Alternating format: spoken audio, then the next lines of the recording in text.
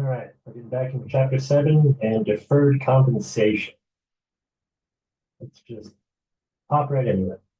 So we've got various kinds of plans for deferred compensation, qualified plans, pension plans, profit sharings, 401k, 403bs, stock bonus plans, ESOPs, employee stock ownership, and what the P stands for. Plans for self-employed taxpayers, you got top accounts, SEP IRAs, simple, solo, and 401k plans, and then non-qualified plans.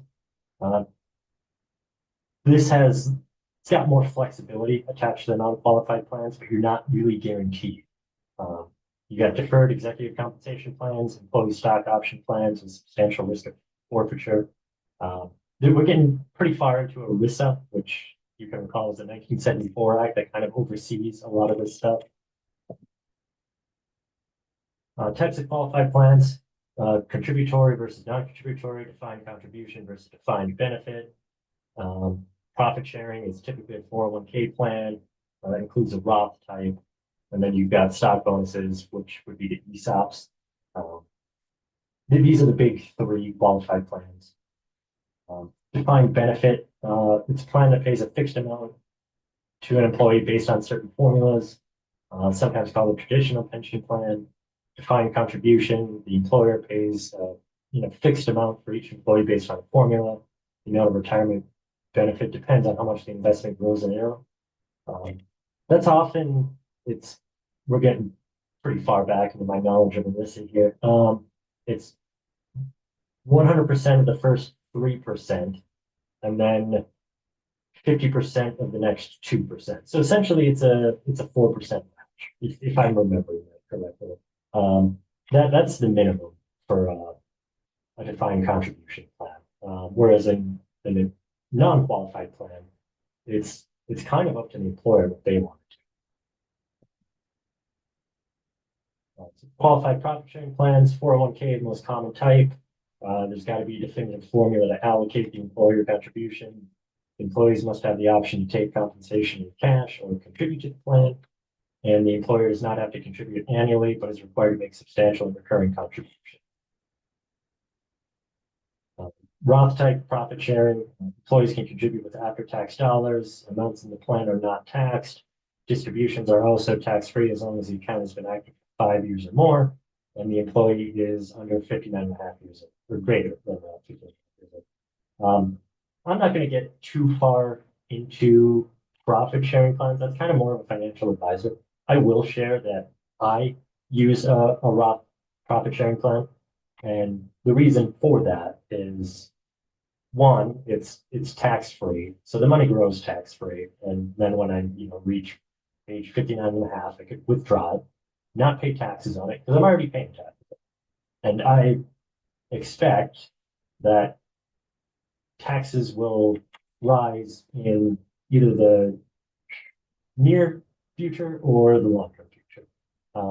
Just with the national debt growing to what it is, there is a high likelihood that taxes will get raised to help offset that in some capacity. So I'd rather pay taxes now at the rate that I'm at versus 30 years down the line when I could potentially be paying into a higher bracket. So for me, it makes sense. I think for everyone around my age and probably younger, I think it's a good idea. I think it's good to have buckets of stuff, traditional and Roth. But if you're starting out, I feel that you should think heavily about investing into a Roth IRA if you have that available. Moving on, qualified stock bonus plan, type of defined contribution plan where investments are the employer's company stock.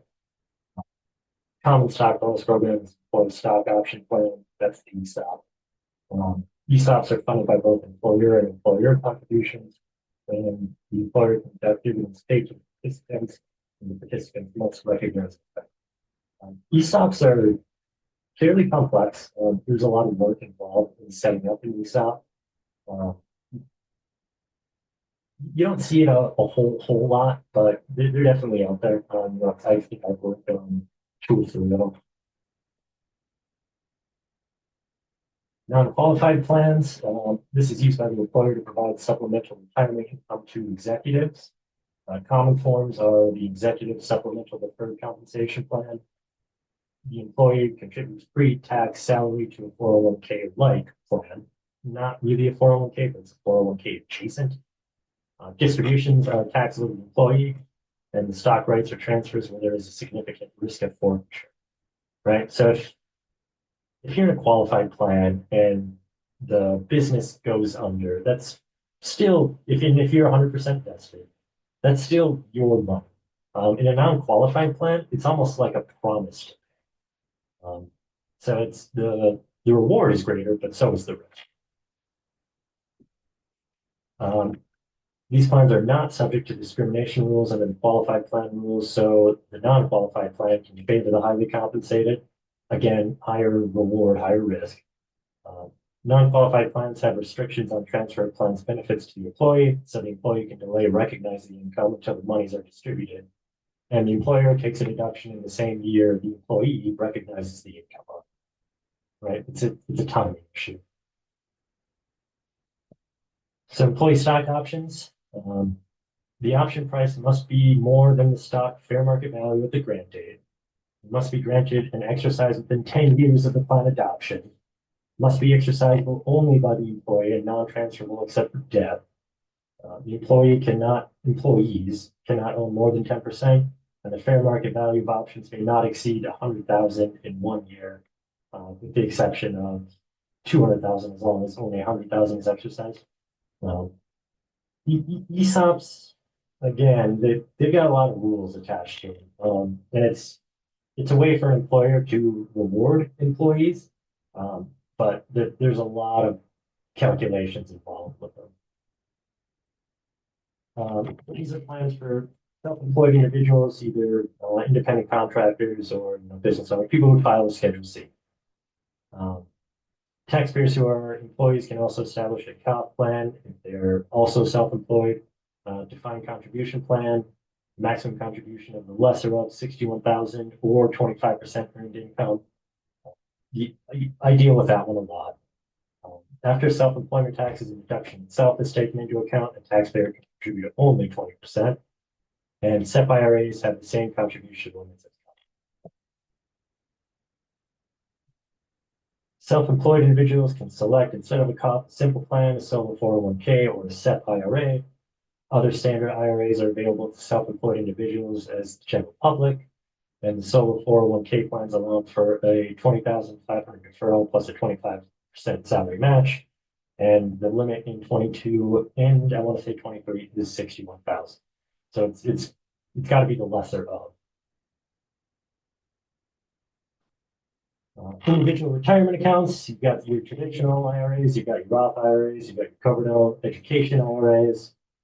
And I would probably print this out if you're not overly familiar with IRA accounts.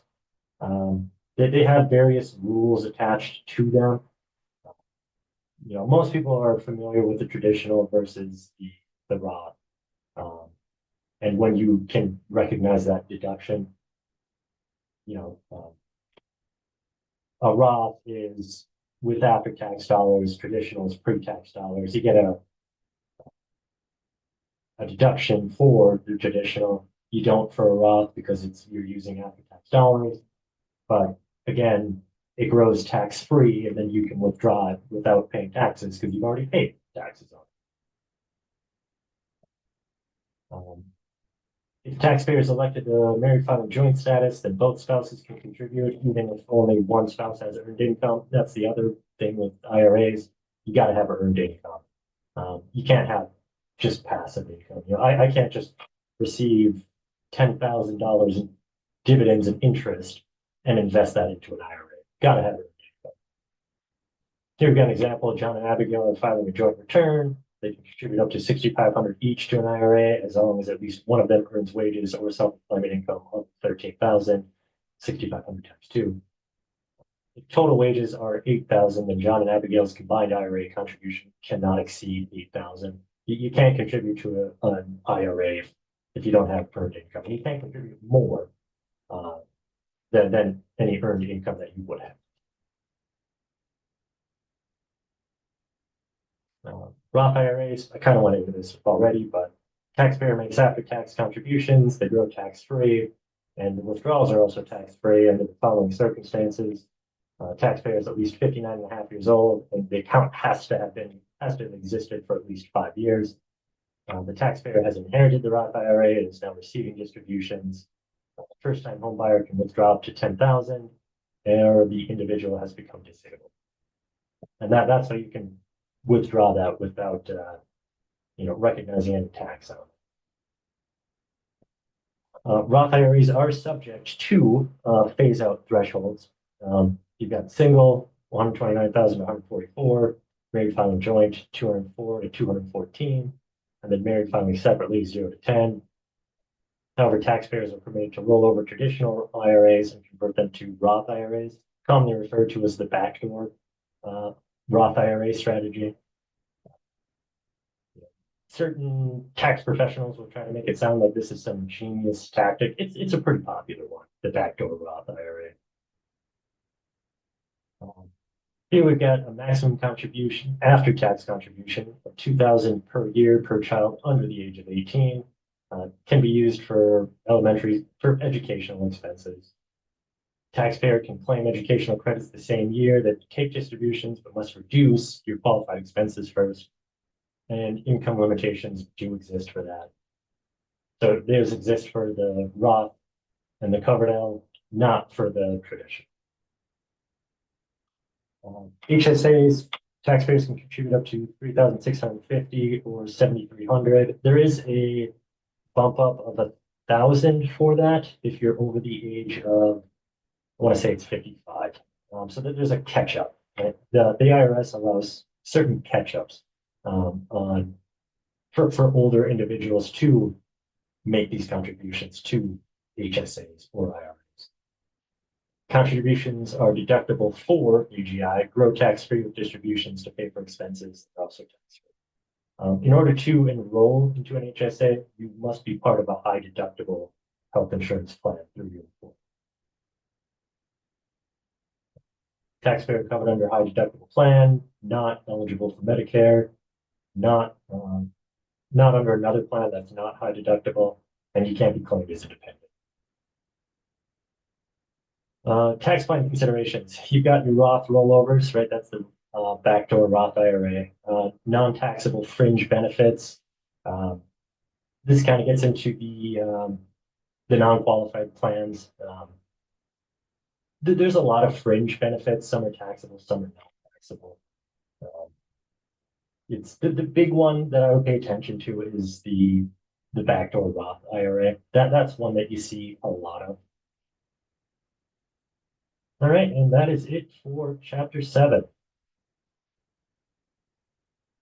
Yeah, so we went over meals, we went over travel expenses. There's a lot of rules attached to all of these. You don't see it all the time. I would recommend kind of going through these slides again on your own, just to get a better feel for when is something deductible, when is it not. Entertainment's never deductible. Meals has certain rules attached to it.